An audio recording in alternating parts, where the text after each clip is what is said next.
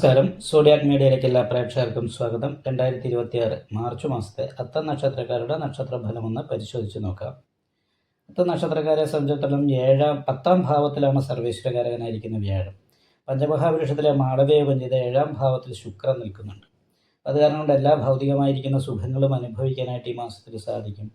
അതുപോലെ തന്നെ വിനോദയാത്രകൾ പോലെയുള്ള കാര്യങ്ങൾക്ക് യോഗമുള്ള സമയമാണ്. പുണ്യക്ഷേത്രങ്ങൾ സന്ദർശിക്കാനായിട്ട് യോഗമുള്ള സമയമാണ്. എന്നാൽ പോലും അവനവൻ്റേതായിരിക്കുന്ന ശ്രദ്ധക്കുറവുണ്ട്. വരുന്ന ശത്രുദോഷം പോലെയുള്ള പ്രശ്നങ്ങൾക്ക് യോഗമുണ്ട്. അവനവൻ്റെ ദേഷ്യം, എടുത്തിയാട്ടം, ആവശ്യമില്ലാത്ത സംസാരം, ഇങ്ങനെയുള്ള കാര്യങ്ങൾ മറ്റുള്ളവർക്ക് ശത്രുത ഉണ്ടാക്കാനുള്ള സാധ്യതയുള്ളത് കാരണം സംസാരം പ്രത്യേകമായിട്ട് ശ്രദ്ധിക്കുന്നത് നന്നായിരിക്കും. കാരണം ശത്രുസ്ഥാനത്തെ ലഗ്നാധിപതി സ്വയം പോയി നിൽക്കുന്നത് കാരണം കൊണ്ട് അവനവൻ ചെയ്യുന്ന കാര്യങ്ങളുടേതായിരിക്കുന്ന ദോഷങ്ങൾ അവനവൻ തന്നെ അനുഭവിക്കുക എന്ന് പറയുന്ന ഒരവസ്ഥയാണ്.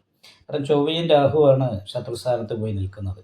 അവർ 6ാം ഭാവം ചൊവ്വയ്ക്കും രാഹുവിന് ഇഷ്ട സ്ഥാനമാണെങ്കിലും അവിടെ ലഗ്നാധിപതി കൂടി നിൽക്കുമ്പോൾ ചൊവ്വയുടേതായിരിക്കുന്ന സ്വഭാവം, ദേഷ്യം, എടുത്തിയാട്ടം മുതലായിട്ടുള്ള കാര്യങ്ങളൊക്കെ ഉണ്ടാവും.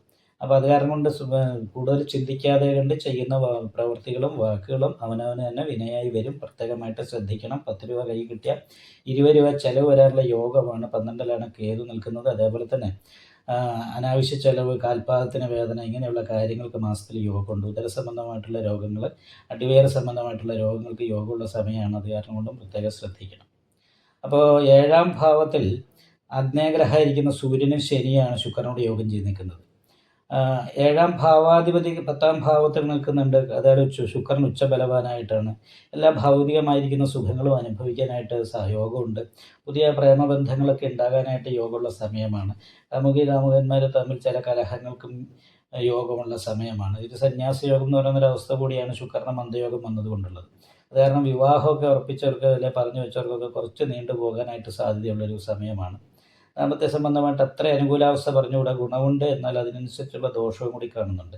ചെറിയ കാര്യങ്ങൾക്ക് കലഹം പോലെയുള്ള കാര്യങ്ങൾ, സൗന്ദര്യപ്പിണക്കം പോലെയുള്ള കാര്യങ്ങൾക്ക് യോഗമുള്ള സമയമാണ്. അപ്പോൾ അതൊന്ന് ശ്രദ്ധിക്കണം. വിദ്യാർത്ഥികളെ സംബന്ധിച്ച് അനുകൂലമായിരിക്കുന്ന ഗുണഫലം തന്നെയാണ് കാണുന്നത്. വലിയൊരു ദോഷമില്ല. തൊഴിൽ അന്വേഷിക്കുന്നവർക്കും അനുകൂലമായിരിക്കുന്ന അവസ്ഥ തന്നെയാണ്. പക്ഷേ ശത്രുദോഷ പരിഹാരമായിട്ട് ചെയ്തിട്ട്, അതായത് ഗണപതി ഹോമം, സുബ്രഹ്മണ്യ സ്വാമി ക്ഷേത്രത്തിൽ അഭിഷേകം, നാരങ്ങാമാല, നെയ്വിളക്ക്, നാഗപൂജ ചെയ്യണം. അതുപോലെ രാഹുപൂജ, കേതുപൂജ, ശനിപൂജ എന്നിവ നവഗ്രഹ പൂജ ചെയ്യുന്ന ക്ഷേത്രത്തിൽ ചെയ്യണം. ശിവക്ഷേത്രത്തിൽ ശംഖാഭിഷേകവും നെയ്വിളക്കും കഴിപ്പിക്കണം. കുടുംബ സംബന്ധമായിട്ട്, ദാമ്പത്യ സംബന്ധമായിട്ടൊക്കെ പ്രശ്നങ്ങളുള്ള ഒരു ലളിതാ സഹസ്രനാമ പുഷ്പാഞ്ജലി കൂടി കഴിപ്പിക്കും.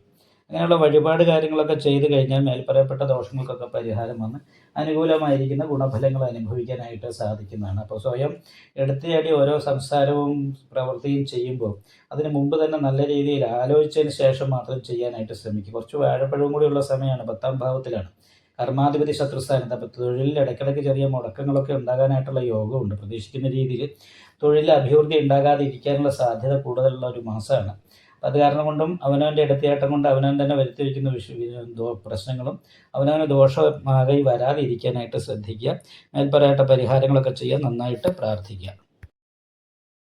ഈ വീഡിയോ ഇഷ്ടപ്പെട്ടാൽ ലൈക്ക് ചെയ്യുക. നിങ്ങളുടെ അഭിപ്രായങ്ങൾ കമൻറ്റ് ചെയ്യാം. ജ്യോതിഷവുമായി ബന്ധപ്പെട്ട കൂടുതൽ കാര്യങ്ങൾ അറിയാൻ ഈ ചാനൽ സബ്സ്ക്രൈബ് ചെയ്യുക. ഞങ്ങളുടെ ഓൺലൈൻ കൺസൾട്ടൻസി നമ്പർ താഴെ ഡിസ്ക്രിപ്ഷൻ ബോക്സിൽ കൊടുത്തിട്ടുണ്ട്. ആവശ്യമുള്ളവർക്ക് കോൺടാക്റ്റ് ചെയ്യാവുന്നതാണ്.